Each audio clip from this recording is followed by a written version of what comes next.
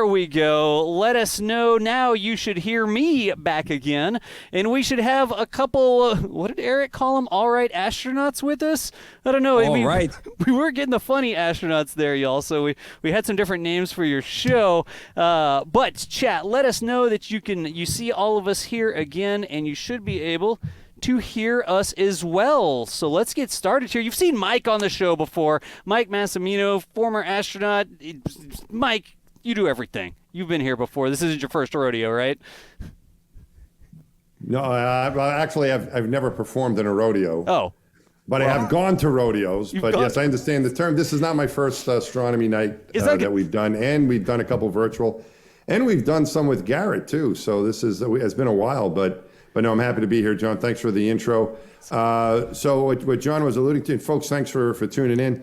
What John was alluding to when he was talking about our podcast, Garrett and I recently started a podcast called Two Funny Astronauts. And we're not claiming to be funny people. No. We're just claiming to be funny for astronauts. So hold us to that standard.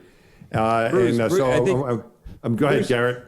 Bruce could vouch for it. Bruce knows a lot of astronauts, right? Right. Bruce can vouch for us because he can compare us to other astronauts. We'll get to that. That'll maybe be our first question, Garrett.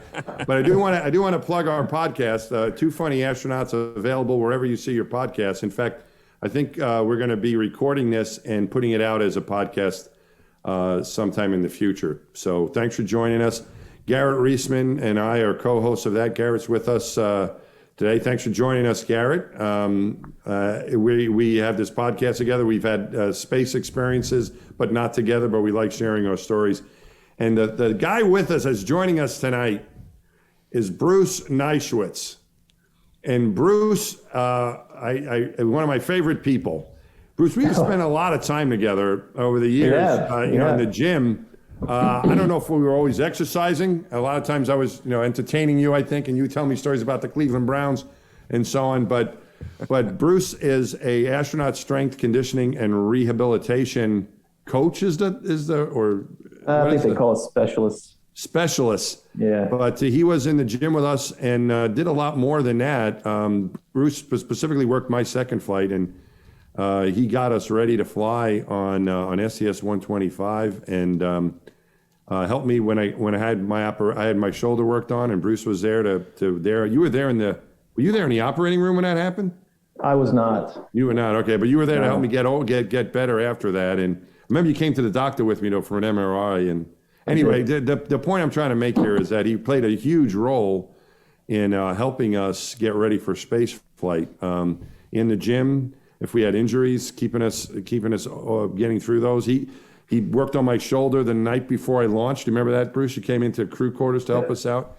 And so I've got a lot of memories with Bruce, and it's so great to see him. And I'll turn it over to Garrett if Garrett wants to say something, and we'll plug away at you, Bruce.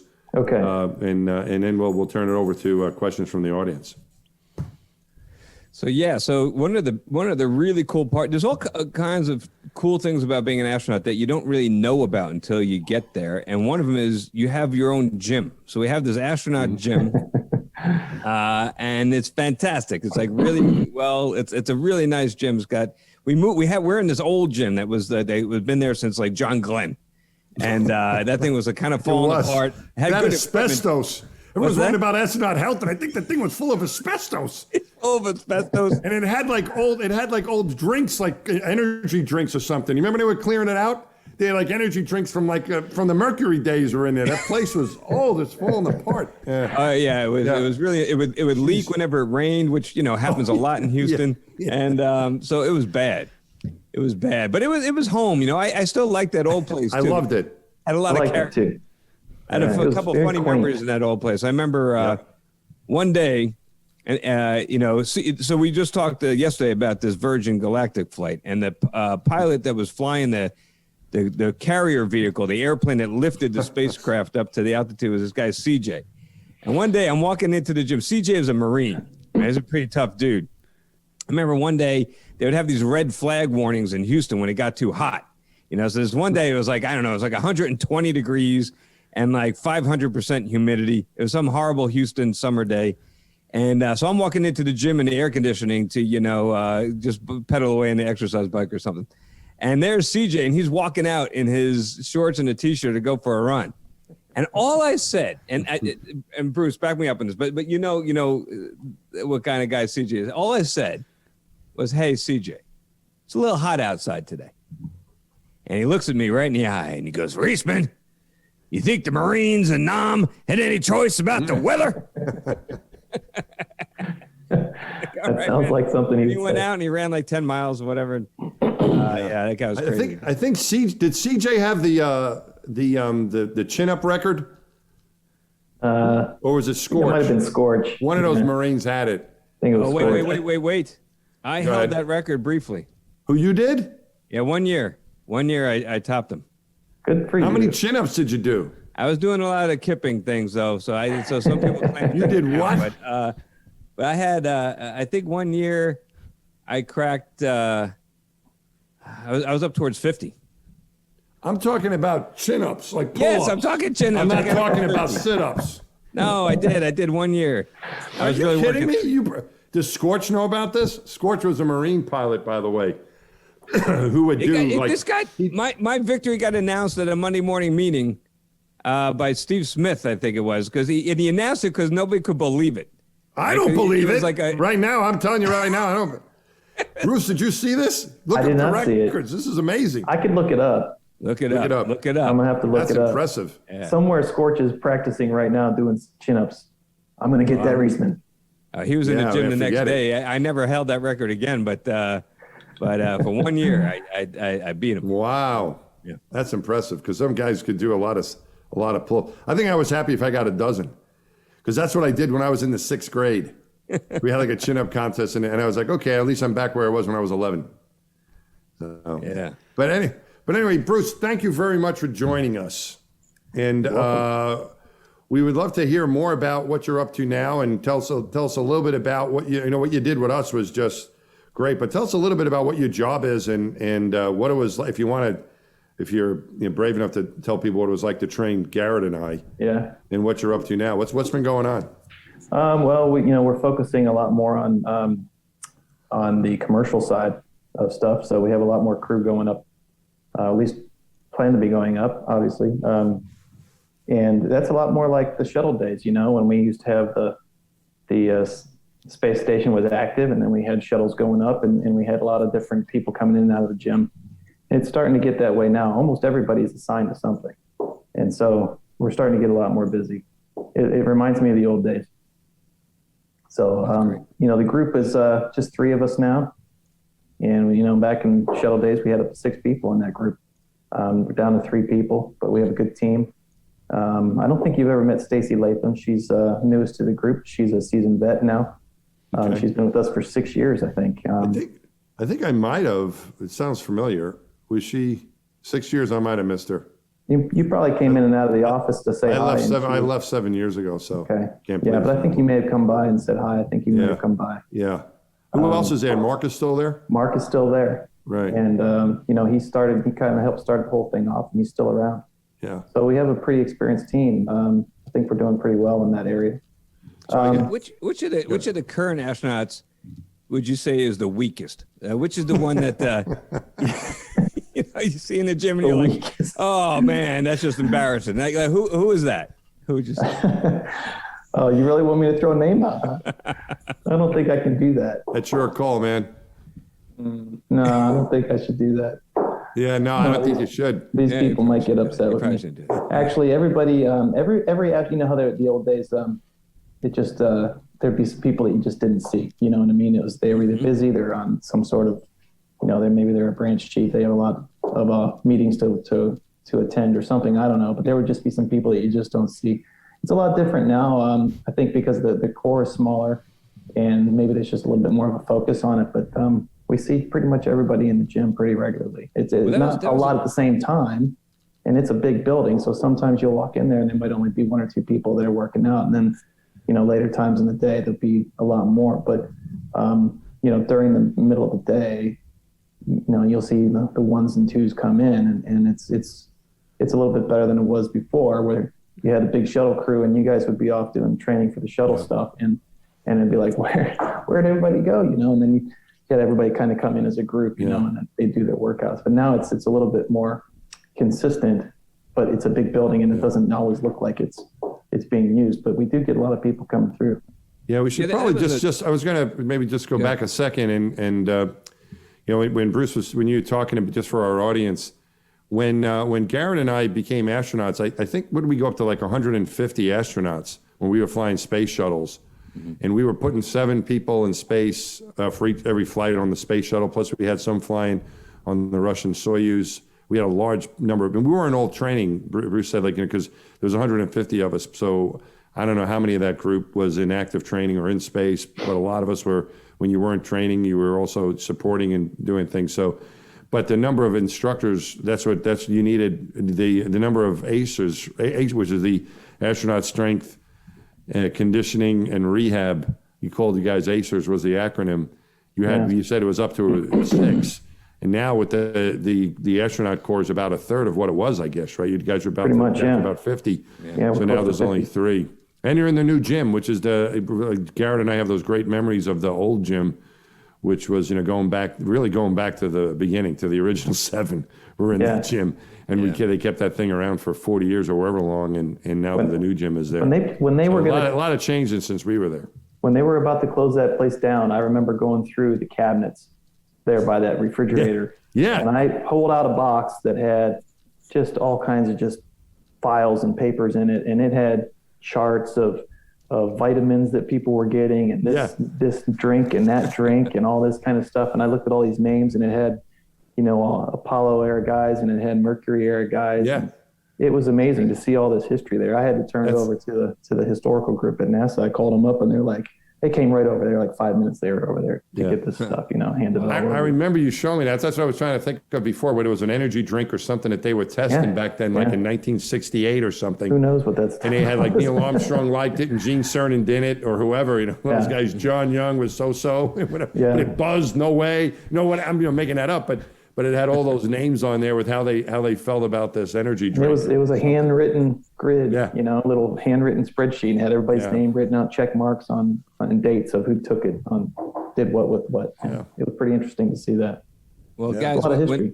I remember when I first got there, there was physical fitness wasn't necessarily taken as seriously as it is now.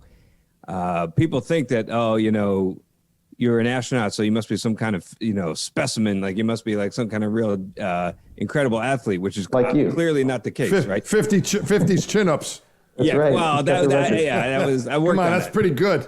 Thank you. But the point is that that was not everybody was that into it, going to the gym and stuff, and 2 things really changed that. I think one was the advent of the space station. So when the space station started going and we started sending people up there for long duration, you have to work out every day pretty much when you're up on the space station to stay healthy. It's our main countermeasure to prevent you from losing if you just float around in zero gravity, all right, you're going to lose a bunch of your bone mass. You're going to lose a whole bunch of your muscle because your body is constantly generating new bone. And what makes the body do that is the stimulus of the compressive force when you're walking upstairs, when you're just walking or doing anything that loads the bones, that tells the bones to make more. And when you're floating around in zero gravity, that doesn't happen. And so you'll lose a bunch of your bone and you'll lose a bunch of your muscle, and muscles that you don't use, they'll just atrophy away. So when you go to the space station, you have to work out. And so that changed things. And then the other thing was a lot more people started doing spacewalks. Like back when I first got to NASA, it was a relatively small percentage of the office that got to do a spacewalk. And that's the one thing that in the shuttle days that you had to be in good physical condition for. I mean, you could be a flight engineer or a pilot and you could kind of be a couch potato. And we had a lot of couch potatoes in the office back then. We had people that, like Bruce said, you never saw them in a gym. Yeah, it was embarrassing. Like they couldn't get the zipper up. Stop blowing our cover, will you? It's like all astronauts are extremely smart and in perfect physical condition, and they are heroes. Let's go with that. Yeah, some of them were fat. It's embarrassing. And then it started changing, and then they started really emphasizing it. And the management really started encouraging everybody to get to the gym, and they started tracking it and testing us, and they're giving us physical fitness evaluations every year and stuff. And that became much more serious. And so, Bruce, today I assume that's still going strong or even stronger. Huh? It's a very big focus on kind of the presentation that they do for new astronauts or even the people that are coming in to apply at the interview time. They'll come in and I don't know, did they do anything like that with you, where did they run you guys through any type of workouts or anything like that during your interview week? Not for us, thank God. Yeah. My class, no. We do that now. It's Wow. not like it's if you don't do well, you don't become an astronaut thing, but it's just a way for them to get a little bit of the That's interesting. of what we try to do, and they can see the gym, and they get to meet us, and we put them through a little bit of a workout, and it's nothing that's too crazy, but it does kind of show that astronauts come from all different walks of life, right? You guys come from an engineering backgrounds and pilot military backgrounds and physician backgrounds, and the type of folks that are coming in aren't always stellar athletes, like Garrett said, and they're not always even people that like to exercise. And so you'll have some people that have what we call a low training age, meaning they don't have a real ton of experience doing exercise. And you have some other people that maybe played collegiate football or maybe even higher than that, like Velvet, Velvet, yeah. NFL. So, or Hopper. But it was always... Or Hopper, college football like Hopper. Yeah. I think it was always it always seemed like no matter what, the better shape you were in, the better you were going to be able to do your job, whether it was in the jet or training for the NBL or whatever it is, the better shape you could be in, the better you're going to be at your job. And so I think that was the incentive there. Bruce, what are some of the things? What are some of the things you're doing? What were some of the things you're doing? Explain to our audience some of the things you used to do to us, and maybe how that's changed now over the years. What are some of the things that you're trying to do? You said it's different for everybody, but what are some of the things you're doing, and why you would decide to do certain things, getting people ready for space flight? Talk a little bit about that for us. Well, I think Garrett touched on a few things. The ISS has those three pieces of equipment, and the ARED, Advanced Resistive Exercise Device. Mm-hmm. The CEVIS, which is the cycle ergometer with vibration, isolation, stabilization, and T2, which is the second generation treadmill.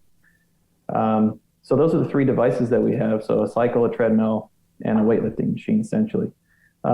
We have to teach people how to do barbell lifting mainly to use ARED. Pretty much everybody knows how to ride a bicycle, so they can sit on an ergometer and they can pedal. And pretty much everybody knows how to run. Now, we might not be very efficient at running. Some of us might be poor runners, right? Some people are pretty good at running. Maybe they're Marines and they like to run at 98-degree heat. I don't know. They just like to run. They just like to run. They don't care what's going on. Yeah. That's right. So, we have to teach people how to use these machines. And so when I first came on, this was in 2006 when I first came on, they didn't have ARED yet. Remember you guys, Garrett, you used IRED. That's correct. And so I used IRED. It's still barbell type motions, but it's a totally different machine than ARED is. It's just night and day different.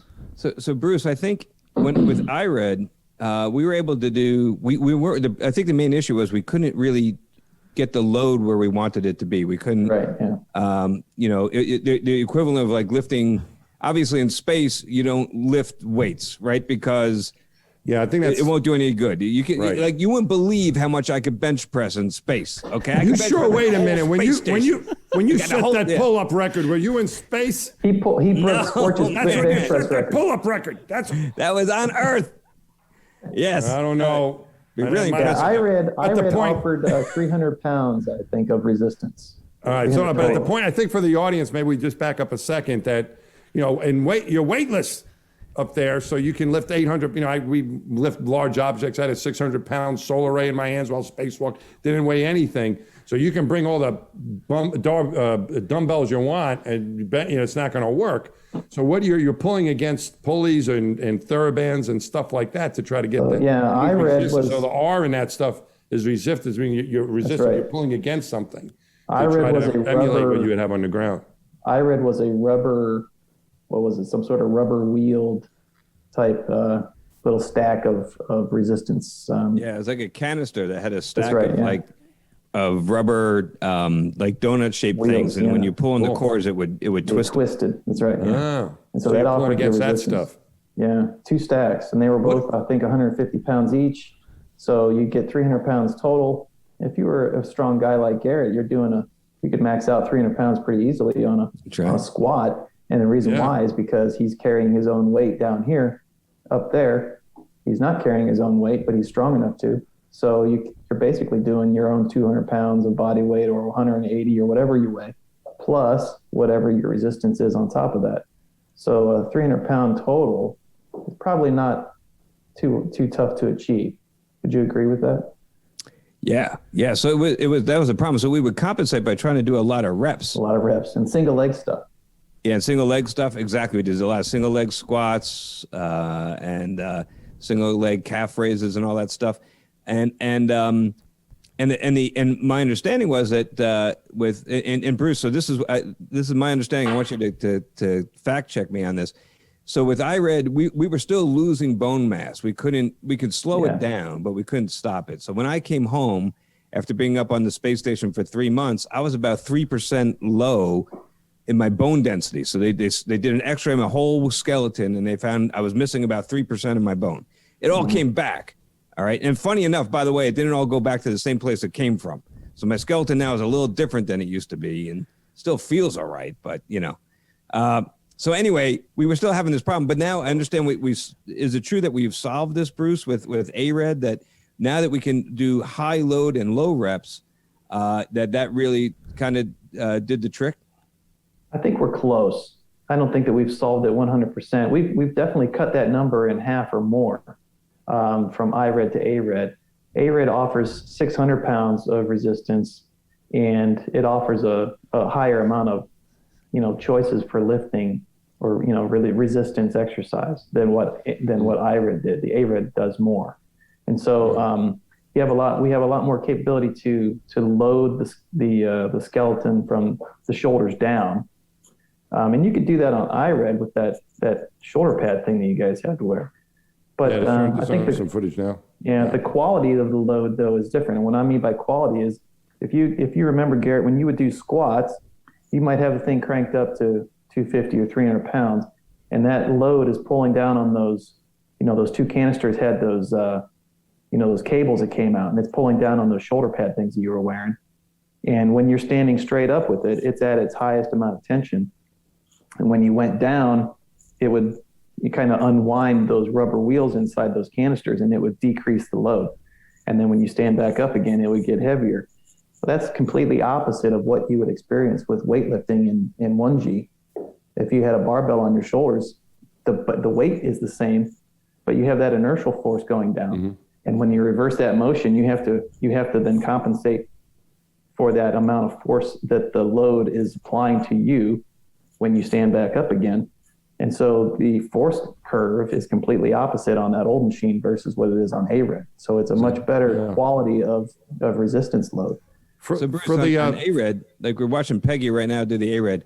Why don't you describe how that works with the pistons? Because it's not elastics like IRED, it's different. It's not. No, it's 2 vacuum cylinders. I think NASA did a really good job coming up with that idea. They use 2 vacuum cylinders, and they both apply. It's 300 pounds of constant force in each cylinder, so we get a total of 600 pounds of constant force, and then you can increase or decrease the resistance that you're applying on the barbell by moving the fulcrum up or down within that machine. Kind of think of it as a wheelbarrow. If you have the load closer to the wheel, it's going to seem lighter versus if you have the load closer to the handles. So if you have that crank handle turned all the way one way or all the way the other way. It's going to be a totally different load, even though the weight inside the canisters, the weight, right, the resistance is pretty much a constant. So those vacuum cylinders, they have to perform a cylinder evacuation procedure on that machine, and they have to get all that air out of those cylinders. And once they do, it's a pretty good solid machine. It's 300 pounds of force per canister, so it gives you a total of 600 pounds of force that you have available to you. And you can do all kinds of loads. There's two questions I have here for just to back up a second. The IRAD, and that's an acronym we've been throwing around. We said ARAD stands for Advanced Resistance Exercise. Yeah. IRAD, did the I stand for isolatable or isolation? No, it was interim. So they always knew that it was not going to be the answer, but they came up with a machine that they thought would work, and it worked for 9 or 10 years. It was good enough to get people up to space and back again after a 5 to 6 month stay. And they did have bone loss, and we always knew that it was something that they needed to advance on. So why don't we back up with the I'm sorry, we're just going to keep talking over each other. The bone loss. Why are we doing this anyway? Maybe just to explain to the audience. We get into a lot of technicalities of the machines, but as far as the bone loss, Bruce, I mean, we know why that happens. Why don't you explain to our audience why it's important to do this so you don't get the bone loss? Why do we get bone loss in space? Well, those, like Garrett said, those forces that you would have applying to your body in everyday life on Earth, you guys just don't experience them up there. Any forces, even just sitting in a chair, you have gravitational forces on you. And when you work against resistance, you're strengthening muscles and you're strengthening the bones just because of the forces that are being applied to those structures in your body. Osteoporosis is a problem. As we all get older, we could lose bone mineral density.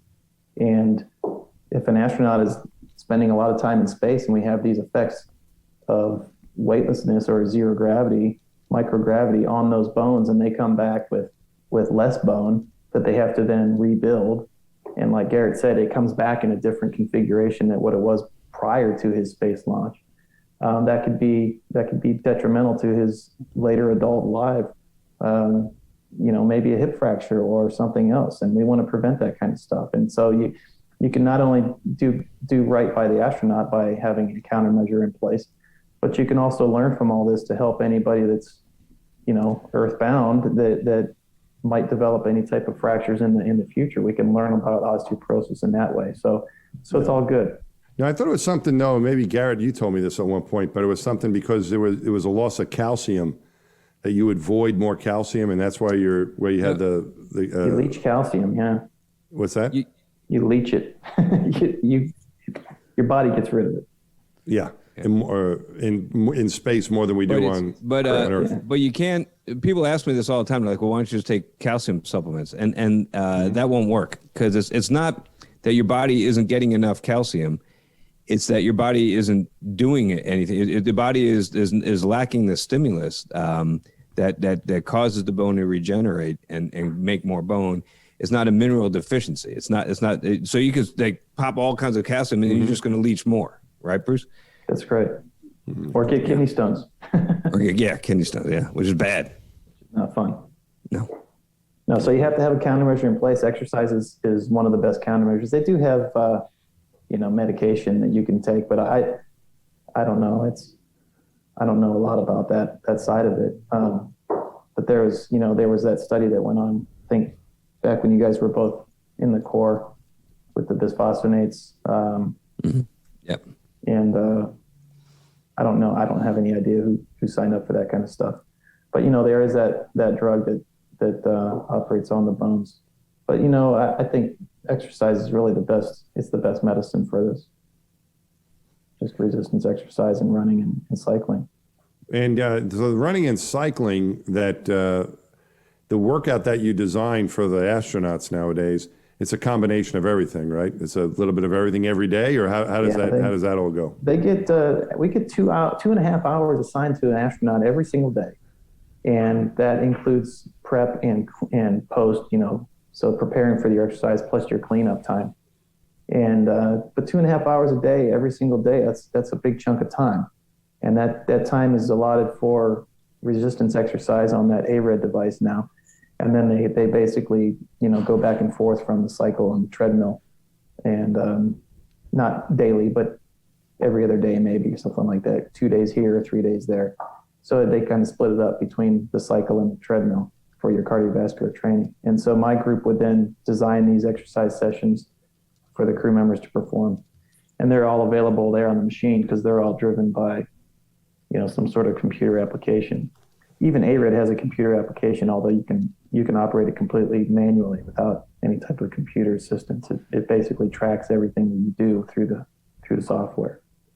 And so my group divides. We design these workouts, and we have them all available for the crew. And they do their thing, and then all that data gets collected by the machine, and we get it whenever it comes down to us. It could be daily, or it's probably not much of a need to look at it every single thing daily, but we have the ability to look at quite a bit of stuff data-wise on a daily basis from each crew member, and we can make changes on what we think they might need based on their performance. So there's a lot of different things we can do. The cycle itself is just a basic cycle. You push against the resistance of the pedals, and you can increase or decrease your RPMs, and you can increase or decrease the amount of resistance on that flywheel that you're trying to spin. So it doesn't work a whole lot differently than some sort of commercial exercise bike. And we design these exercise sessions for the crew based off of their pre-flight testing that you guys have to do. Remember the VO2 max test, Garrett? Mm-hmm. Remember doing that? I bet you love that. I remember that thing. Breathing into that was a lot of fun. tube, huh? Yeah, breathing that tube, and then they make you give it all you got, and you're about ready to pass out. You're turning red. It was. You have some people from the exercise lab yelling at you, "Keep going! Keep going! Come on, you wimp!" Yeah, I remember that.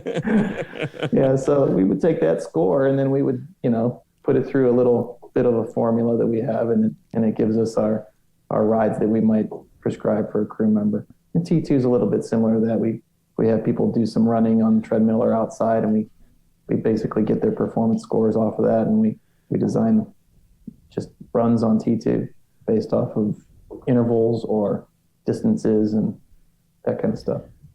So Bruce, based on all that data that you have, and all that stuff was downlinked and stored on the computer, who could bench press more, me or Mass? Absolutely you. All right, that's what I want. Excellent, thank you. That's what I thought. Because Mike, did you ever do the CrossFit stuff in the astronaut gym? Did you ever do that CrossFit he stuff? Didn't do any of that stuff. You didn't do any of that? I remember he did one day. He said, "What's up with all this CrossFit stuff?" I said, "Well, it's not CrossFit. It's just we just have these workouts that are, kind of similar to it, but it's more based on what you guys need. But we're not trying to promote anything here." And he's like, "I'm gonna try it out. So I had him do. Remember that thing called Fran? Yes, Fran. Oh yeah. Right, where you do the what do they call the front squat with thruster? The thrusters is what they call them, but the front squat with the push press, and then you have to go and do pull-ups, right? And then you go back to the thruster, and then you go back to the pull-ups, and so it's like a whole bunch of these, and then a whole bunch of those, and then you got to do a little bit of these more, and a little bit of those, and a little bit more, and then you got 3 rounds, and it's a buster. So yeah, Mike did that. He's jumping the whole time doing the pull-ups because he's so tall. And he gets video of this? Is there any video? But he gets done with it, and he goes, "I don't know what the big hype's all about."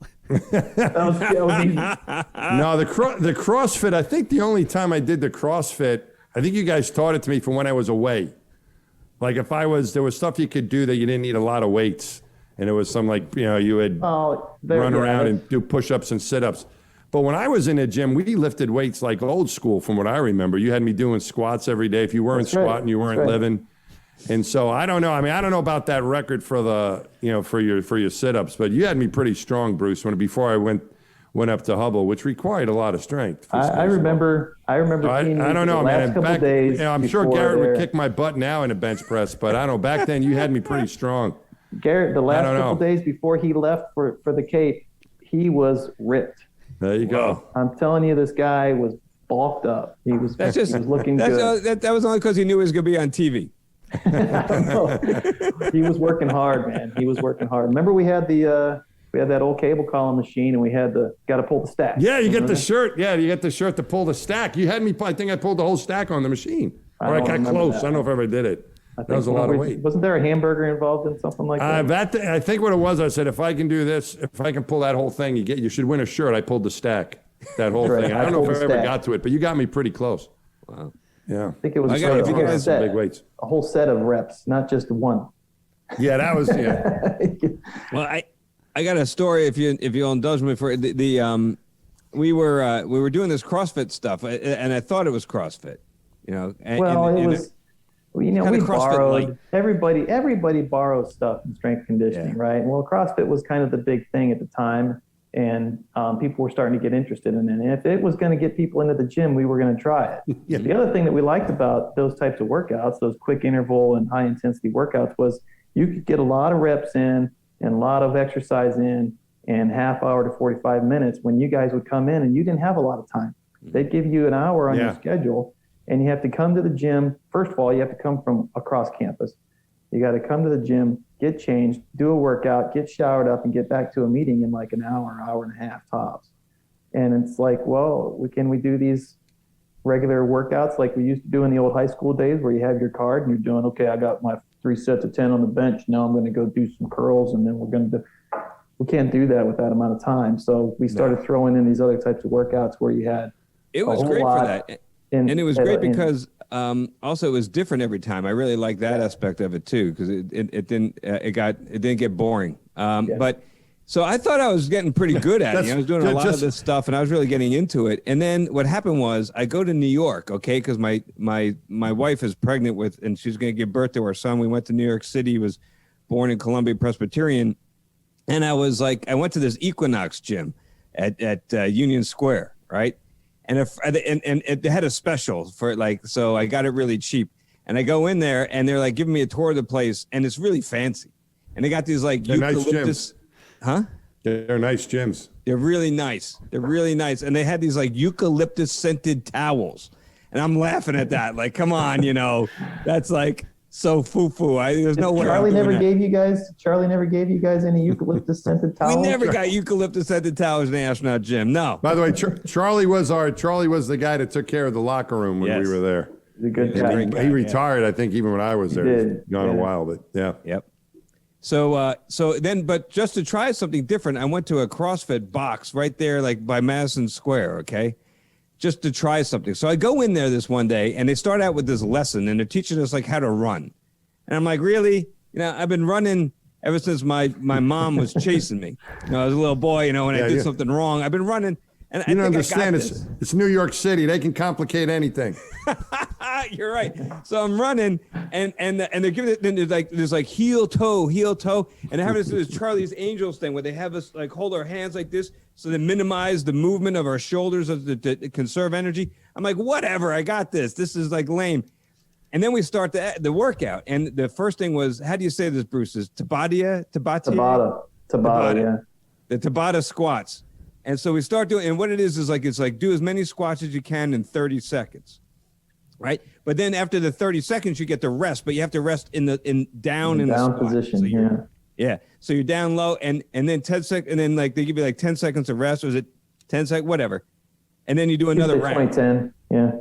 So I'm going gangbusters at this. I'm like, I got this, and I'm like, I did all the squats, and then I rest, and by the time I got to the 7th round, I'm hurting.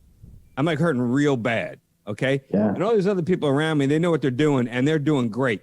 And by the time we got to the 12th round, I could barely do 3 of them. Okay. and then they say, okay, now we're going to run. And the entire class sprints down 4 flights of stairs to go outside the run.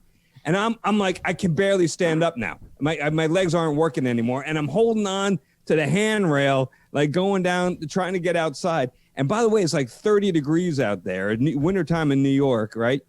And I was in so much pain, I couldn't even tell it was cold. And I'm out there, and I start trying to run, and the whole class is gone. I can't even see them. And I'm going around the route, and we had to do laps, and we came past the instructors, and the instructors are yelling at me as I'm lumbering down, around Madison Square, and they're yelling at me, heel toe, shoulder movement. And I'm like, hey, screw you guys. I'm just trying to survive. It's a survival situation. I'm dying here. I barely lived through that. And then I hobbled because I could barely walk. I really actually couldn't walk for like 2 days after this. And I hobbled over to the Equinox after it was over. Like I got the 2 blocks over to the Equinox and I took some of those eucalyptus scented towels. Yeah. Go in the steam room. You earned it. Oh man. You earned it.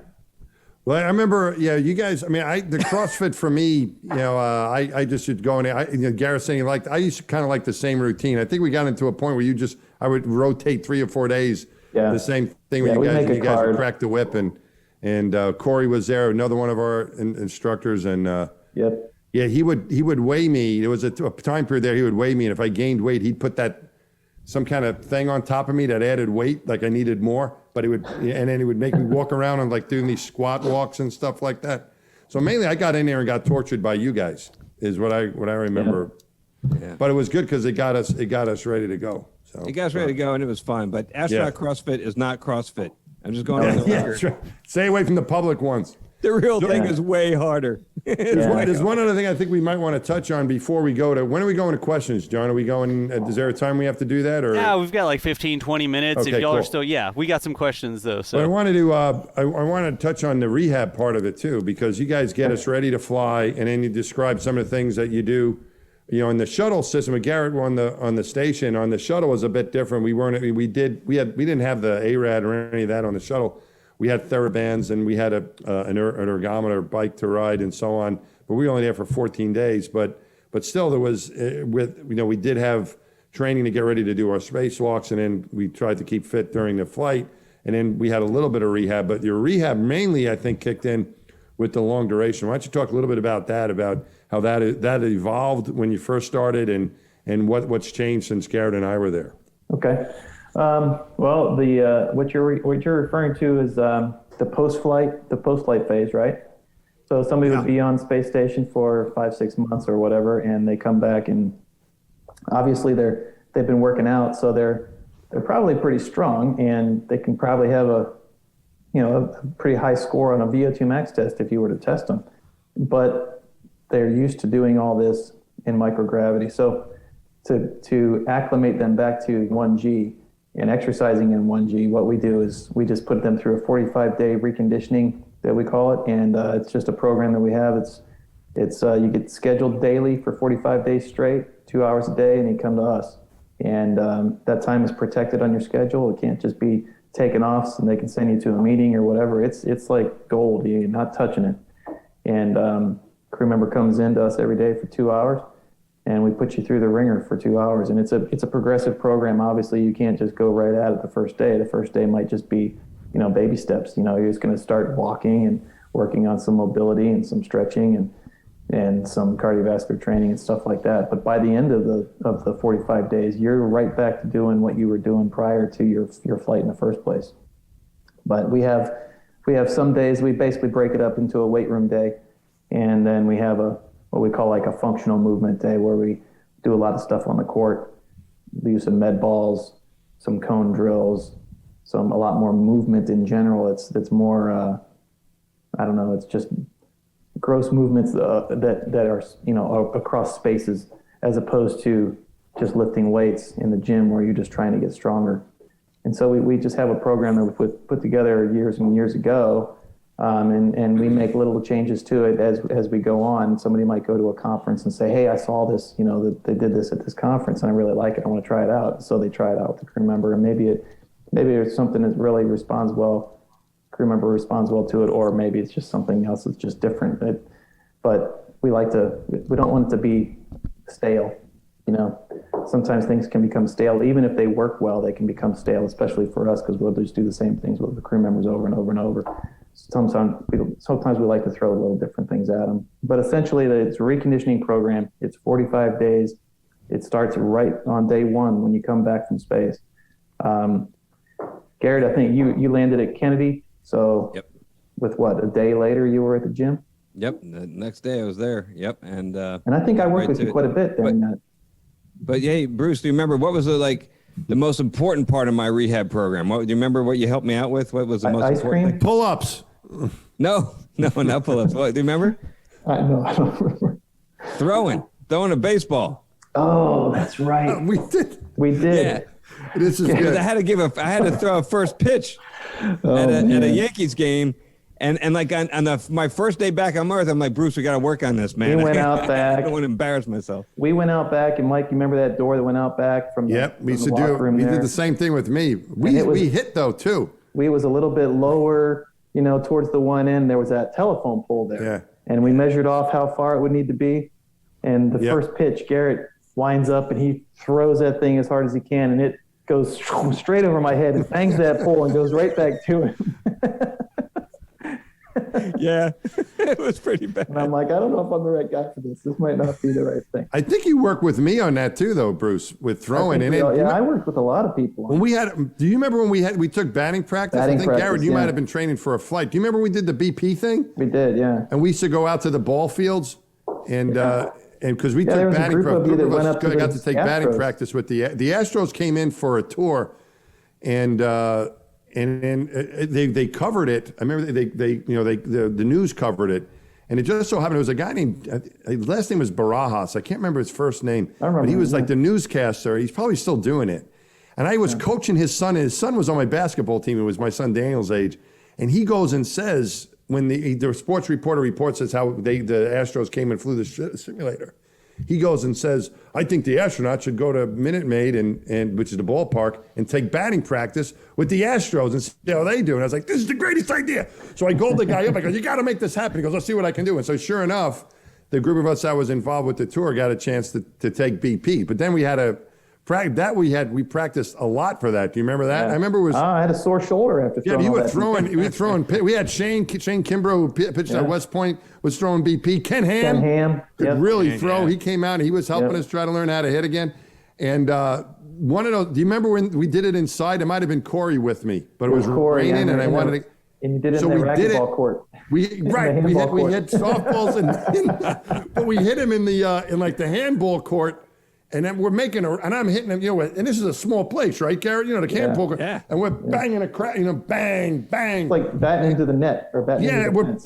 We're smashing it against the wall. And Dave Wolf, I think handball was a very popular sport in the 60s because they had like 4 of those handball courts. Remember in the gym? Yeah.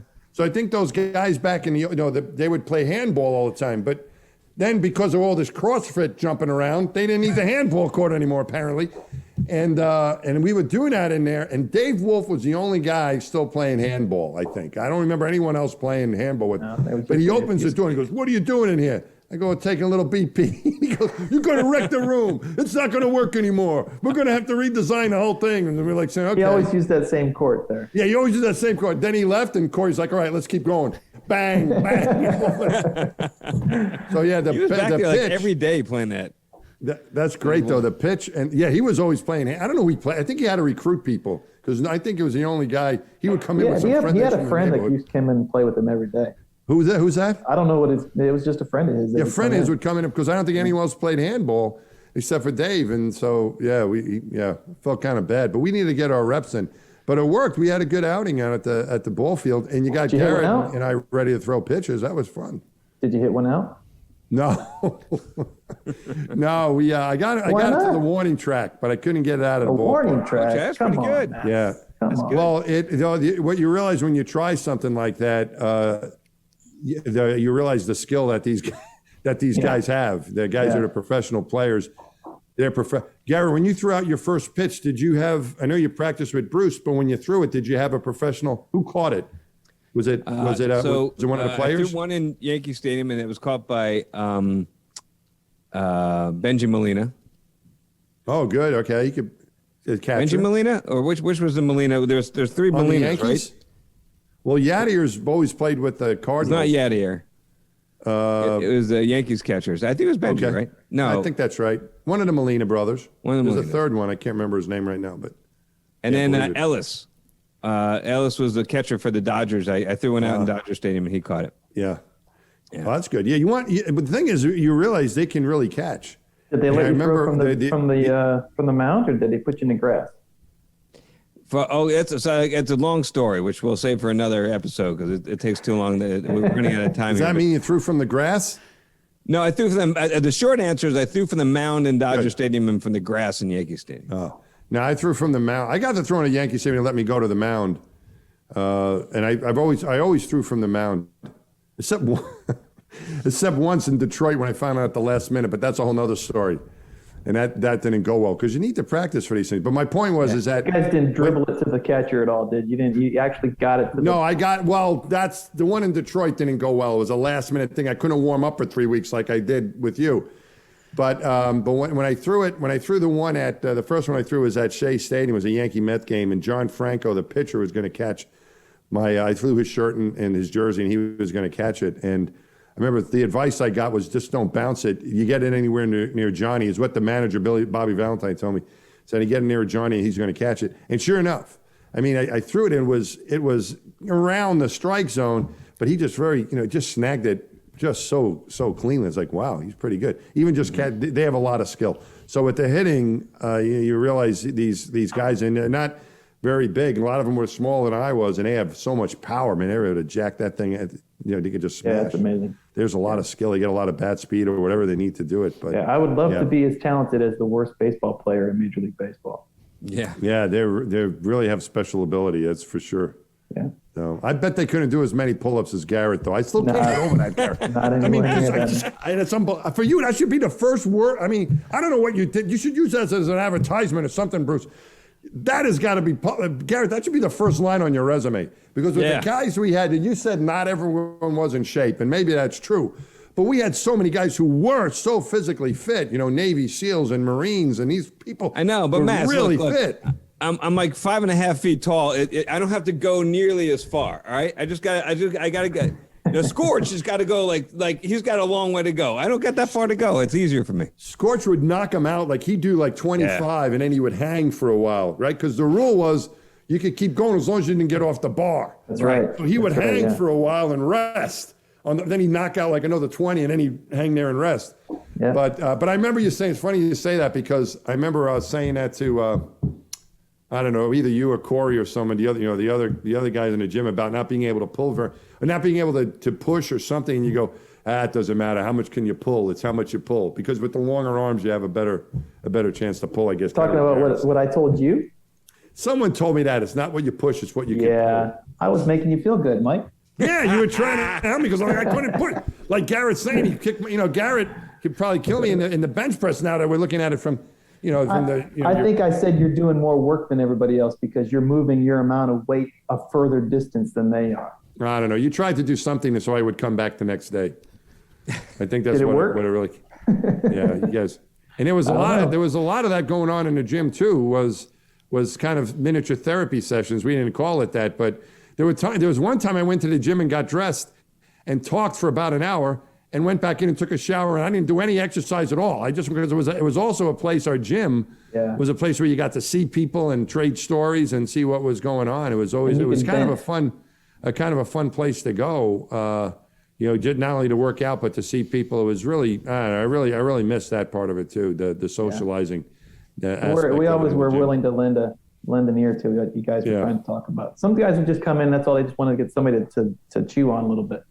Yeah. While they're doing some exercise. I just need to talk to somebody about this thing that's on my mind, and they just tell us what's going on, and then you put them through the ringer, and they keep talking about stuff and in between sets, and then they feel better about it, and they move on. Yeah, that's what I think you were doing. It's a good stress reliever, right? That's right. And Bruce, like you're talking about how you were pumping Mike up and making him feel good. I mean, you have a good bedside manner, but I can't say the same for your colleague there, Mark. Mark is a sweet guy. Why don't we introduce Mark to the conversation, Garrett? We have Bruce. We talked a little about Corey Twine, who went on to the University of Michigan. He went on to train people at the University of Michigan, which I thought was a setup because he was a huge Michigan State fan. He hated the university. So I thought they were going to lose every game. But I think, in his being a conscientious trainer, he did very well there. Yeah. But he was young. So now go ahead, Garrett. Yeah, in the early days, Mark. It was in the very beginning. It was Mark Williams and then Beth Shepard. Yeah. Beth really. You remember Beth? Yeah. I never actually met Beth. Oh, she was tough as nails. No. That's what I hear. She was married to Bill Shepard, who was one of the astronauts, but also a Navy SEAL. And they were a different definition of a power couple. In New York City, the power couple is who's the mayor and his wife or something. But in there, they actually had power. They were very strong people, the two of them.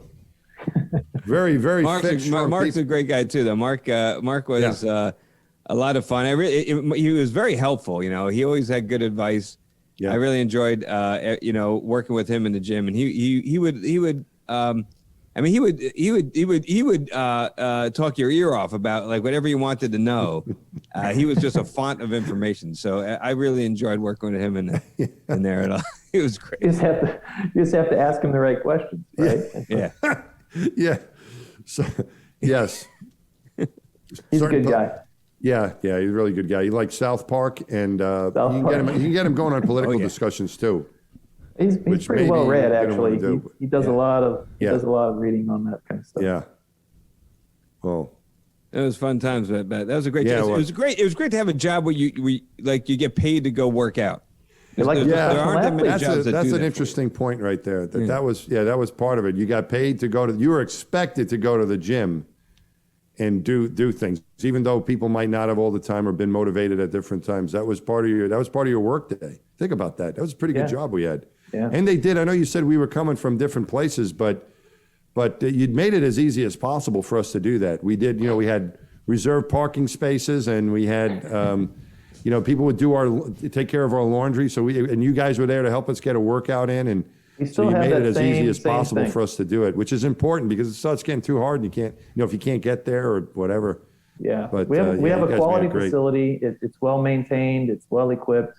It's a nice sized building because, like you said, when we first planned for that building, it was for like you said, 150 astronauts, and now we're down to a lot fewer. But originally, that was the plan, to have a lot more people in there. So there's quite a bit of space. There's quite a bit of equipment, and honestly, I think you can, other than some real specialized gyms, like a Rockwall gym or like Orange Theory or something like that that has a singular focus. Our gym is pretty well equipped, and I think you can adapt to pretty much any kind of exercise regimen that you want to follow. It's available for you there, and so I think it's a good place to be.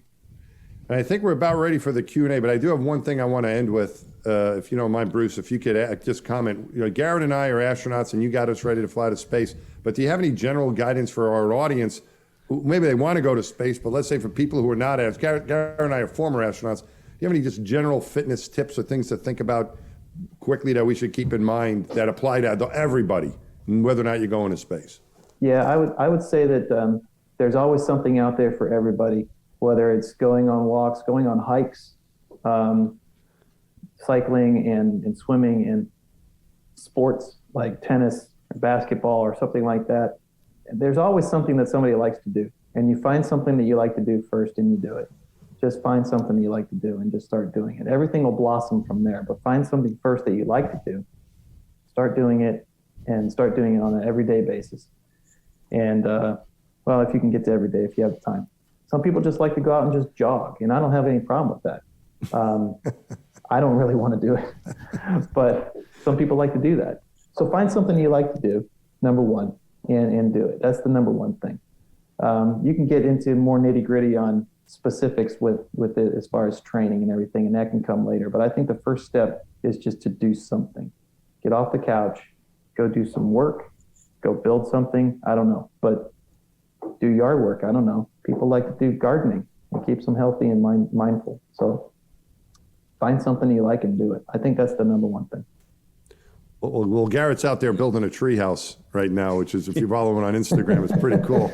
So he's got it nailed. I do. I'm trying to get my son more active, though, and stuff. I mean, I got to convince him that Kerbal Space Program doesn't count as exercise. Hey, it doesn't? Wait a second. How about the steam room? Does that count? Bruce, we used to have guys who used to go to the steam room. I'm not touching that. We have shirts and everything. What do you mean? Did you know he's wearing that, Garrett? Sorry, John. Sorry. That's funny. This is the best I got. I've never trained as an astronaut, but I have a shirt that says "Property at Kerbal Space Academy." Did you know he was wearing that shirt, Garrett? No, I know he was into it. I know he actually helped my son out with the Kerbal. All right, he hooked him up with a private lesson. It was, I think Buster, by the way, my son Buster is downstairs watching this right now. So nice. If you have any Kerbal hey, tips, Buster, throw it in. Good work on the treehouse, buddy. It's impressive. Oh, we have a ton He did of all the stain on the decking. that's him. And he did all that. He's the stain master. He's the stain master. Excellent. If you talk slow enough, I can bring up a picture of it. You know? No, we don't have to go there. Let's go to the Q&A. It's right here. Look at this fine-looking tree Oh, house. wow, look at that. Come on, it's like it looks fantastic. It's like professionally coming done. Look at that stain. Yeah. Some good stain right there. Really, I think the stain is the highlight.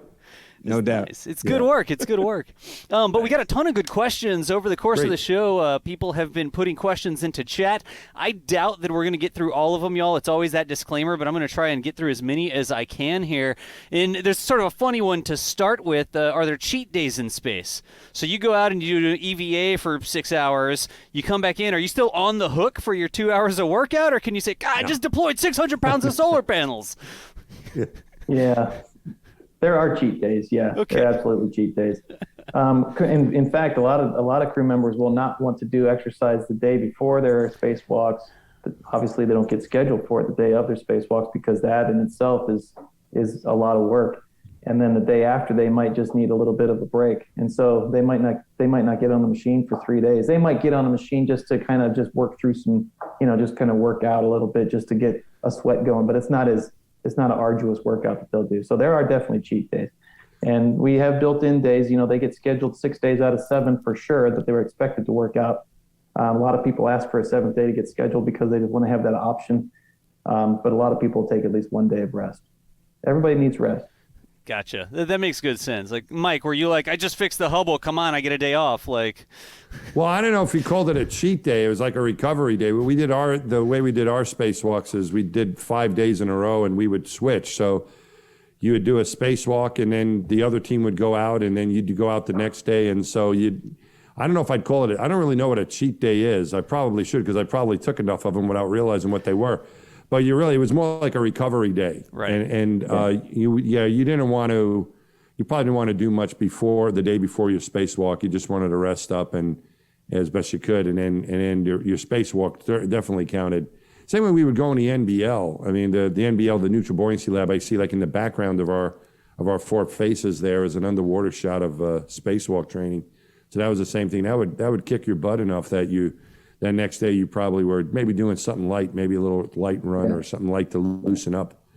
But you don't want to be overly tired when you go and have to have the next day of doing a spacewalk or something. Right. Like Recovery is really important. I remember one time Mark said to me, Mark, we were talking about earlier, I guess I'd been to the gym, I don't know how many days in a row or something, and I walked in that one afternoon, and he goes, why are you here again? And he goes, how many days? And I was there he goes, Mike, maybe we should just take a day off. He goes, sometimes a guy needs a break.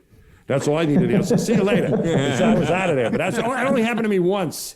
But I think I had been in a bunch of days in a row, and he goes, sometimes a guy just needs a break. I think, he probably didn't want me in the gym that day because I was going to annoy him. Nah. But that's, so I think it's, that's, as Bruce says, every once in a while, I guess you do need a break. When you guys Words are good of at wisdom. telling us how to do that too.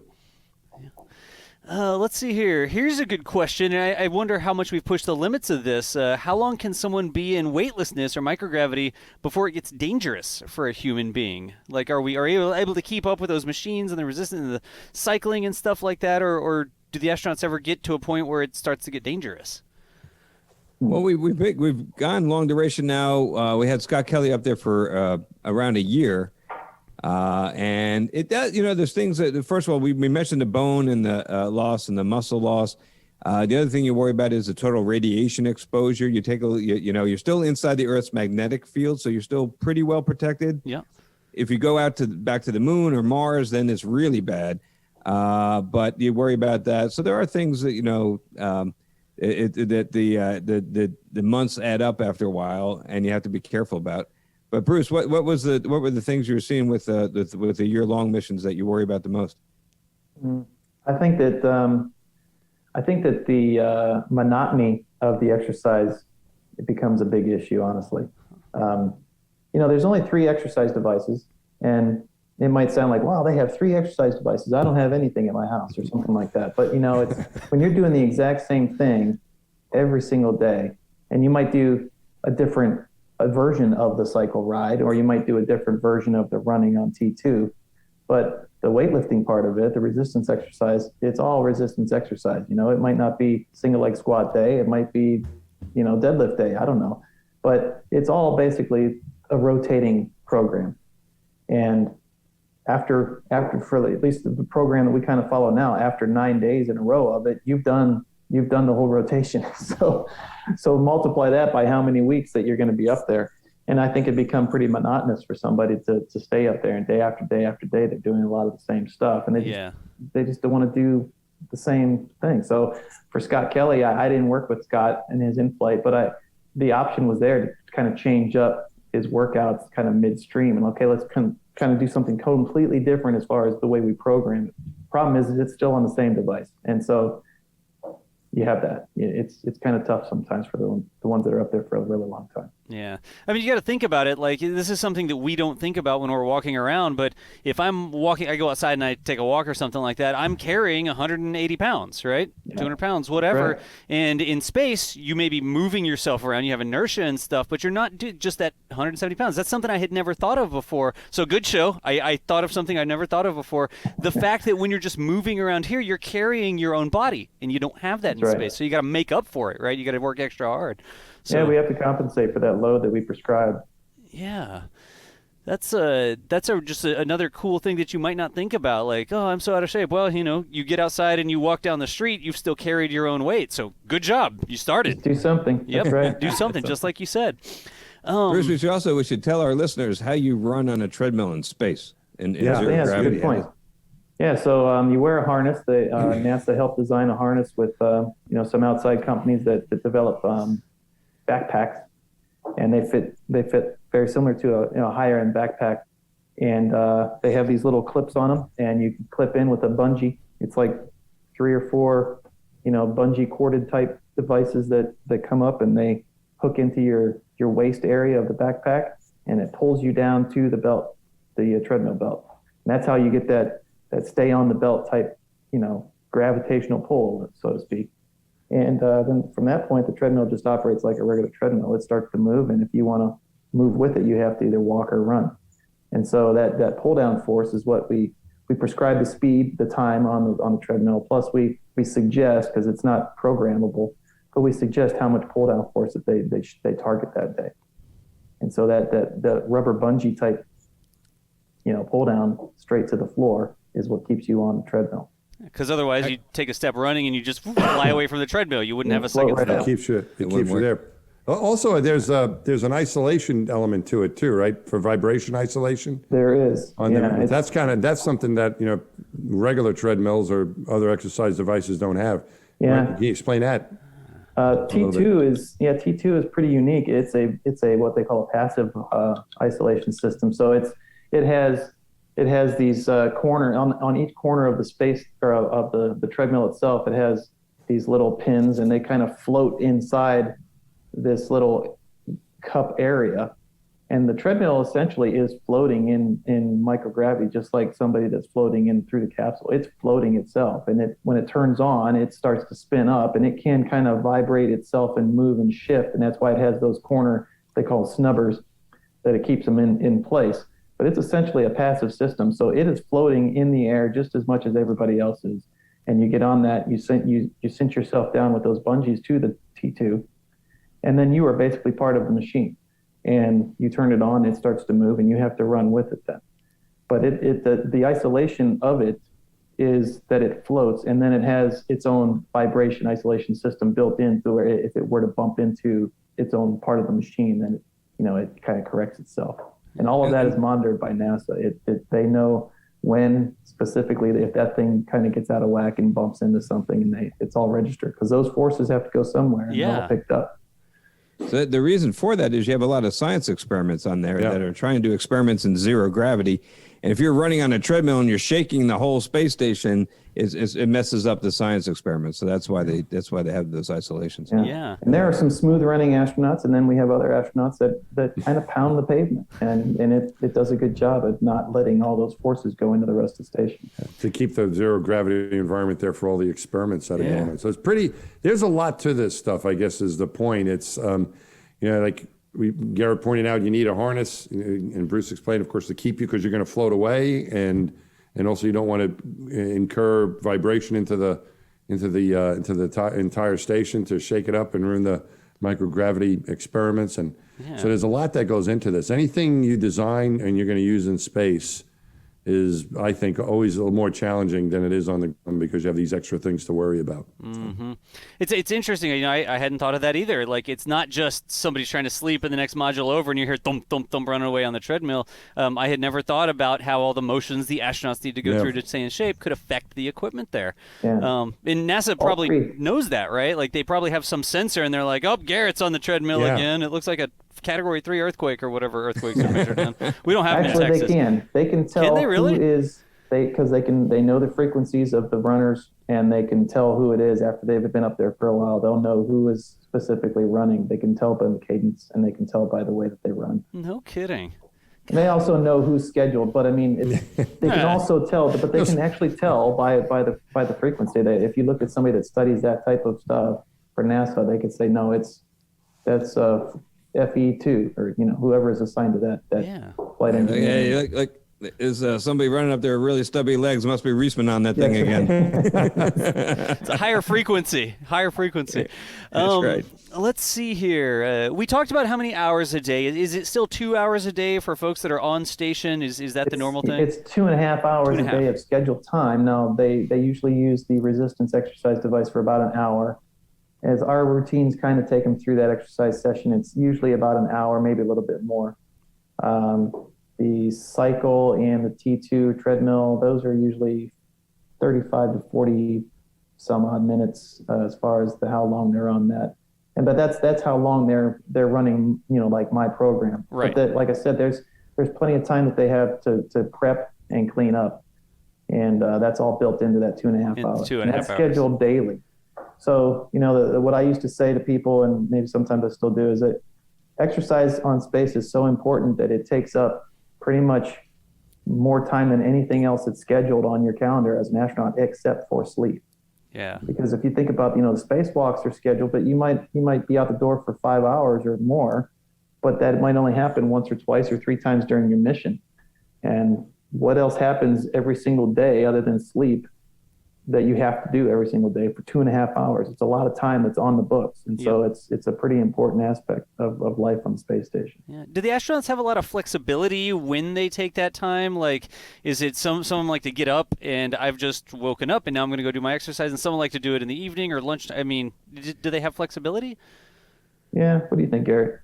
Well, I think we had more flexibility back in my day when there were just 3 of us. So I remember Peggy, who, by the way, we were talking about like astronauts that are really athletic and strong. I mean, we talked about Scorch and CJ and Hopper and these guys, but Peggy could kick all of our butts. I just want to put that out there that she was my commander and she could crush all of us.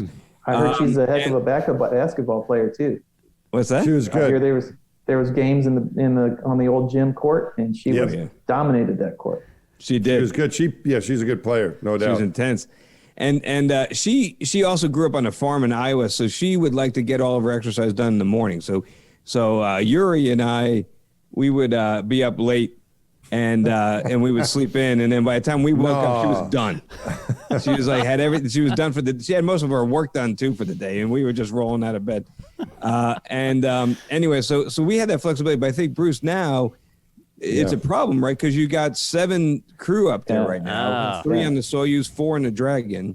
That's right. And so that ARED is really, 7 times 2.5. That doesn't leave you too much flexibility. I think that they're kind of slotted in, and you got to go during your slot, right? Yeah. So you have your, you have your time of just doing all the work the astronauts do on the station. Then you have your pre-sleep, and then during your sleep, and then your post-sleep time. It's all scheduled. Meals, everything else is scheduled on your day. Exercise is one of those things that's scheduled by the BMEs, and you have to follow that to a T. That's why we try and keep our ARED sessions to right around an hour. It just makes it easier for them to schedule things if they're scheduled for an hour here, an hour there, or if it's a 2-hour block and then you have a half hour, 15 minutes on each end of it to clean up. A lot of times it's just a 2.5 hour block, but they have to do all the exercises in total.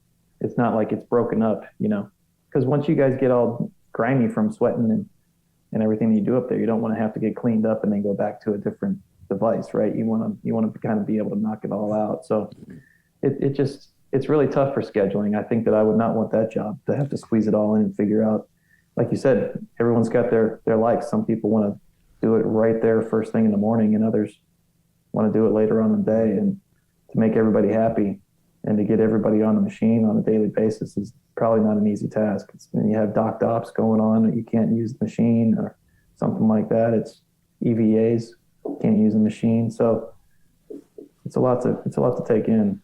Yeah. Yeah, it's interesting. Garrett mentioned that. Garrett, when you were on board with Peggy, that was a crew of 3. The station had a 3. So then we expanded to 6, and I think that but with the crew of 7, it's been interesting. Some of the downlinks we've had, I think, Garrett, you and I were together on one with Soichi, was asked that question. Soichi Unoguchi was up there the couple expeditions ago, and he was saying that was, it's great to have more people up there, and Megan was talking about this too. We did a downlink with her crew with her about but it's things like using getting to the restroom and the things that weren't an issue with sharing before. Now you have 7 people up there, and it's a more challenging, something I need to think about. It's great to have more people up there, but it's not just food and water, it's also being able to use all the gear. Yeah. And the machines can't break. They go down, one machine goes down, and everybody suffers. So it has to be robust engineering. No kidding. Another good question that's sort of along the same lines there. You're talking about getting sweaty and grimy. 2 parts to it in the space station. Is it like humid? Is it dry? I know I've been on the desert where I go hiking and I never even notice that I'm sweating because it just evaporates right off. And then you go down to like South Texas or Johnson or something like that, and you walk outside and you need to take a shower. It's so humid, right?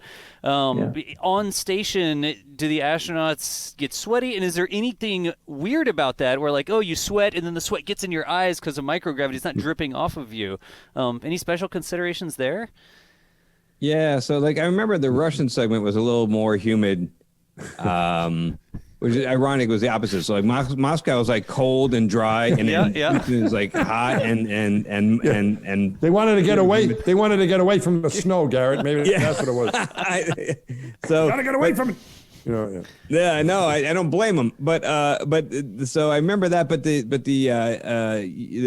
U.S. and European, Japanese part of the space station is pretty cool and dry. It's pretty comfortable over there. But as far as sweating, it's an issue because you start sweating, but it doesn't run down your face or your body. It doesn't and so it kind of just builds up.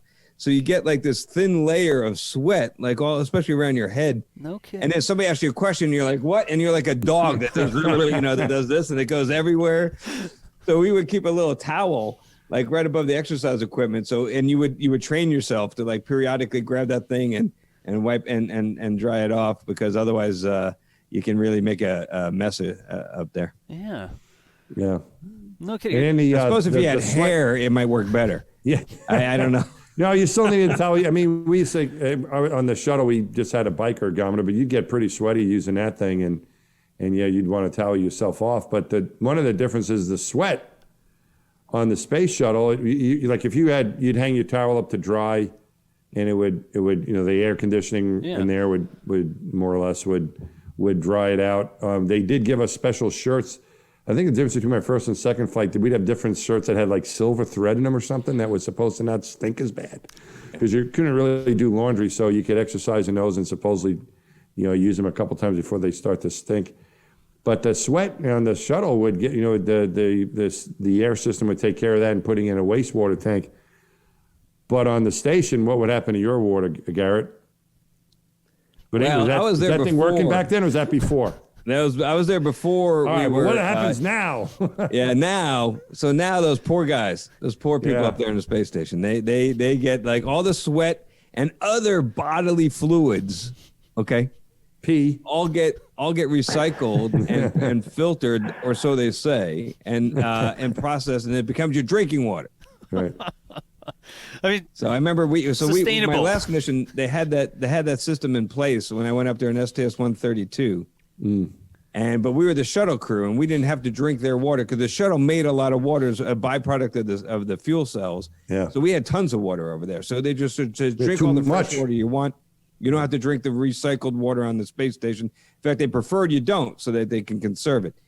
And so we were like, fine, we'll drink our fresh water. And the pilot, Tony Antonelli, came up to me one day. He goes, "Hey, Garrett, you know, those poor space station astronauts, they're going to have to drink the sweat off of our..." I'll just leave it there. I'm not going to tell you what it's family-friendly show. But it's true. Oh, let's see. We probably have... But they do clean it. That's not a very pleasant thought there, but, you know. There's all sorts of NASA equipment that filters it and stuff like that, right? Yeah. It's not just straight wring out the towel and like... I never tasted it. I don't know. Well, you must have tasted it on the ground. The same system on the ground, supposedly, right? Yeah, I wasn't going to drink that. Did you drink that? Yeah, I want to see what it was like. I couldn't tell the difference. How bad could it be? I figured, you know, trying to wasn't that bad. You didn't have to. So here's a great one. Since we've got shuttle and we've got space station here, right? Were there any differences when you came home from shuttle versus station? I guess station maybe a little bit longer stay. Shuttle were some shorter type trips. So does that get taken into account when you come back home and you have your recovery routine back down on the ground? Whoever wants to start talking about that. Well, yeah, I mean, for the shuttle, I had 2 shuttle flights, and it really wasn't very much in the rehab way. It was more our vestibular system, our balance coming back. We didn't lose much in strength. Garrett had an interesting case where he had a few months away and also a shuttle flight. And of course, Bruce saw all kinds of examples. So those guys could probably add a little bit more to that. Yeah. Yeah, I bounced back. Everybody, you know, a shuttle flight, which is, you know, like 10, 12 days, is much easier to bounce back from than being up there for months. You know, you just have more. The process that Bruce was describing, that rehab process, really is like a year-long process. Although it's protected and intense for only the first couple months, but that rehab is really designed for somebody who's deconditioned, is what we call it, when you've been up on the space station for months and months, and your body is really needs to readapt. When you're up there just for a little bit over a week, you could do some basic. It takes a day or two for your vestibular system, your sense of balance to come back, but it comes back pretty quickly. It's very, very different for a long duration flight. Yeah. Yeah. Bruce, what did you see? You probably also helped Scott Kelly when he came back from a year, right? Mark worked with Scott Kelly. I didn't work with him. But you must have seen him. But was it much different? Or some of the long ones, I guess Peggy was up for 9 months or so, right? She was up a long time. And then Christina was up up there for like longer 10, than that, 10 and a half, 11 months. Is there anything you've noticed? Is there a difference between, Garrett was up for 3 months or the 6 months or the year? Or anecdotally, I know that just from watching those different crew members, like Garrett said, everyone's different, and the near vestibular issues are what we see right from the start, right? So, people are just not going to walk the same way, and so that's why we kind of start with basic movements. Near vestibular issues affect, I think, every crew member to some extent. Yeah. Some people just don't really show it as much, and some people are really affected a lot more. Some people it takes a good couple of days before they really feel like they're back on their feet again, whereas somebody else might take them a couple of hours. I know that everybody has these, say we have, I think it's like 10 different areas that we try to focus on that we see these deficits from everybody. And it's just everybody has a deficit of some sort in these 10 areas, whether it's near vestibular or whether it's strength, muscle, cardiovascular, balance, any of these types of problems. Everybody has a problem in some area, but the extent of that problem is different with every single crew member. So we try to focus on what is affecting them the most, and we kind of work around that, and we just give them exercise that basically works on those particular deficits. Gotcha. We like to say that we force adaptation through exercise, and not to pick on the Russians, but they tend to do a little bit more of a soft approach where they kind of do club med. They just kind of let it happen. Club and just like that. they go and they sit in a sauna, and then they go and drink some vodka, maybe. I don't know. There's a cosmonaut gym, I should point out. I've seen it. Star City. It's pretty nice, actually. It is pretty nice, but it's lightly used. It's very lightly used. That's why it's so nice, I think. The equipment was the nicest 1970 era equipment I've ever seen. Yeah. It was beautiful stuff. I remember when they would come and use our gym, and it was like differences in what they would do. From my recollection, that they used to like playing badminton. They used to take the medicine ball and dance. It was like they were doing like dance aerobics or something. And I remember seeing, what the heck are these guys doing? So I can imagine, we're lifting, probably say the same thing. These Americans, they lift weights. What's the matter with these guys? They're doing, They think we're nuts to put them, they think it's probably just a difference. Yeah. But I'll tell you what, the young astronaut or the young cosmonauts they have coming through now are a totally different group of people. They are a lot more what you would consider westernized as far as exercise goes. They do a good job. Interesting. Maybe you guys had an influence there. That's good. Yeah. I don't know if it's us. I think it's just the culture in general. It just have moved that way. Yeah.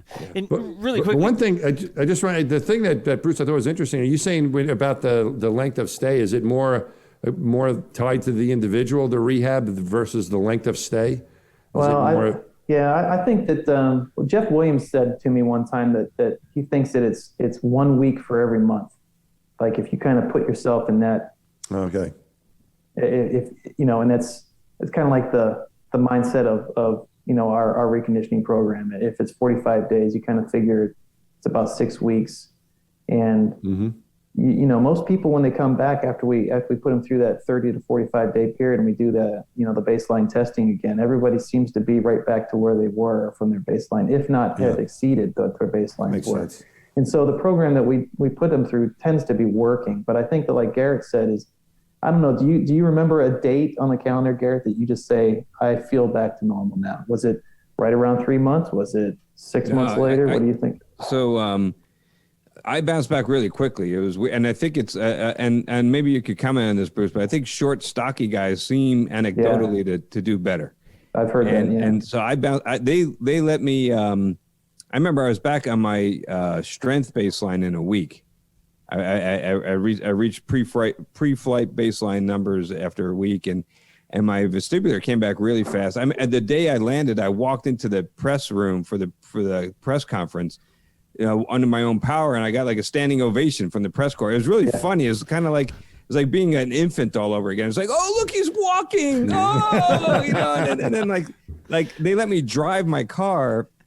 Sometimes I could take a month. They let me drive after like 3 days. The standing ovation might have been just because it was you. Well, I really, it was the first time in my life that being short came in handy, other than like limbo contests at bar mitzvahs when I was 13. But I think that helped me out. Yeah, I heard that you wanted to walk off the shuttle, and they said, no, we're not going to let a long duration crew member walk off the shuttle. You had to go out through the door. Through the door thing, but that was all right. I got to walk around the shuttle on the. You did? Okay. On the I had to go out the CTV entrance there, and they had the Jim Locke was like the flight doc was standing right next to me, and but I went out to the bar that night. So I went out but all I could manage was a half a cheeseburger and a half a beer. Okay, and after being up in space for 3 months. On my first night back. And I came back from my shuttle flight, went to the same bar, and had a whole beer and a whole cheeseburger. So people ask me, what's the difference between long duration and short duration? I have a quantifiable answer. It's a half a cheeseburger, half a beer. That's the difference. I think you could write like a NASA paper on that, like some huge study on the differences. That's the way you should do it. Bruce, why don't you do that? See how, I can do that. We can start that next week. Yeah. We'll write it up. The stuff that I used to see the differences was mainly, like you said, when people were walking. If it was, the longer they were up there, it just seemed to be affected a little bit more. They didn't move quite as fast. They had a wider stance. They might want to have a hand out to the side, maybe to touch the wall, just to give them a little bit more of assurance, or just a hand on a flight doc's shoulder, and they can kind of move down the hallway. You'd see some people kind of zigzagging a little bit in the crew quarters, and that was pretty common to see that. And it tends to just go away over the next day or two. And that was the vestibular. It was the word you used, vestibular. That's like your balance. Near vestibular issues. What is that? I'd say that near vestibular issues are probably the big focus right now. I don't want to say that we have it all figured out with cardiovascular, although I think we do a really good job. And I don't want to say that we've got bone completely figured out, but I think we do a really good job with it. But near vestibular issues are are really a big thing right now. If you think about going to the moon and doing moonwalking or going on to, say, Mars, it's a long trip. You have to be able to get there and then do work. Mm-hmm. Are you going to be able to get there and put some sort of hab together? And if you have to schedule time for someone to get their sea legs back, I guess. Yep. That just makes the mission longer and more difficult. So we have to figure something out that allows us to maintain that near vestibular health. And if we can't, then we have to figure out how to get there faster. Or we just send a crew that's all short guys. Could be, yeah. Someone's got to do the work, Garrett. Someone's going to have to work. The first Mars mission is all short guys. Nice. Someone's going to have to do the work. I remember Beth Shepard saying, we talked about Beth earlier when I was new to the office. So this is, I guess, maybe before we got into the long duration, but she said something I always remember. She said what they found with people returning from flight, that the better shape they were in when they left was directly related to the shape that they were in, how good of a shape they were in when they came back. So she was trying to encourage people, don't, before your flight, don't let your gym time fall off. Yeah. Make sure you're in as best of condition as you can be. The train has already left the station. And also when you get back. Yeah. We basically say the train's already left the station by the time you launch. So you want to get as good a shape as you can get before you launch. I'm going to go to the space station to get in shape. To get in shape, nice. Maybe not. That's not really how it works. Well, if you go up as a couch potato, you might actually get into a little bit better condition while you're up there. Starting at ground level is probably not a good idea. You want to start as high up. The more you have to lose, the better, actually. So we see people with some, you talk about the deltas or losses, like Garrett was talking about his post-flight testing and how he met his certain standards or his PRs, or if you might think of them that way. If you're in really top shape, those deltas, those changes might actually look really big on paper. But if you think about it, you had that much more to lose, and so your losses might actually be at the point that you are at those losses. You might actually be in much better shape than somebody that was in a lot less, less condition. Well, if you need a study on that, like somebody who starts off very low on the scale, I would be willing to. You would have to do any work on me at all. We could just go, and we'll see how I end up. All in the name of science. All in the name of science. Let's fly couch potatoes and see what happens. The thing to remember on that is it's not just about the losses. It's where you start. Right. So I think that, like Beth was saying, that you don't want to start with an empty tank. You want to have a full tank when you make that trip. So. Yeah. Makes sense. It's 7:05 now, though. Yeah, I got to jump in. Yeah, we got to let Bruce go back to his life here. Yep. We do this every single time. Y'all, we never get through all of the questions. Thank y'all so much for asking so many cool questions in chat. We got the queue. I tried to get through as many as we could, and actually combined a couple of them together that I saw there. But thank you for understanding that we never get through all the questions. We have way too much fun with these shows. But that is going to bring us to the end of our Virtual Astronomy Live today. Thank you so much for our guest. I mean, I say guest, I'll go. Mike, Garrett, Bruce, thank you so much for joining us today. Yeah, thanks for having us. And Bruce, it's great seeing you, man. I really miss you. Come back and see us. I miss Garrett too, but I get this, at least we do our podcast every once in a while together. But it's really good. There was so many good memories down there, and a lot of my memories, I'm sure Garrett as well was spending time with you and the other folks in the gym. So yeah, I miss that too. It's great seeing you. Now that COVID's on the way out, we'll start up our annual physicals again, and so hopefully I'll be getting by Houston and stopping by the gym, which is always a nice thing that we get to do when we go back for our annual physical. We still get to use the gym at least once a year. So come on by. Good. We haven't moved the building; it's in the same spot. All right. And hey, remember, y'all, Thanks, guys. The Virtual Astronomy Live shows don't just happen. They are sponsored, or they're supported through a NASA cooperative agreement awarded to the New York Space Grant Consortium. I'm going to do some housekeeping there. And make sure you follow the channel, twitch.tv/Intrepid Museum, because we're doing another one next month. Next month on August 19th, we're going to be talking about spacesuits. So learning about the different systems and designs that they use for spacesuits to keep the astronauts safe while they're up in space. So make sure you follow the channel. That's my housekeeping. That's all I've got to do today. Guys, thank you so much for joining us today. Wait, can I add one thing, though? Oh, sure. Can we do housekeeping for our podcast? Of course you can. Thank you. Yes. Yes, so our podcast is Two Funny Astronauts. Garrett, what do we want to tell the people? Like and subscribe. We don't care if you listen. We don't care if you watch. Don't worry about listening. Just like and subscribe, please. It's for free. Thank you. If you have multiple accounts, you can like multiple times. That's fine. We don't have the same voting restrictions like we do in elections. You can vote as many times as you want. If you watch with friends and family, everyone needs their own account. Don't share your device or put it up on the TV. Everybody needs to have their own account, right? Like and subscribe. That's it. Thank you. No worries. And I've caught a couple of Two Funny Astronauts. Yeah, Two Funny Astronauts. Two Funny Astronaut podcast. Anyways, y'all, we've kept you over 8 minutes now. Always a good time with y'all. Again, thanks so much for joining us. We don't do like a big outro or have like a song and dance or anything. All we say is thank you so much for watching. We will be back next month, like I said, talking about spacesuits, and we will see you nerds later. Thanks a lot for watching, y'all. Take it easy. Everybody. Good seeing everyone. See you later. Take care. See you, man.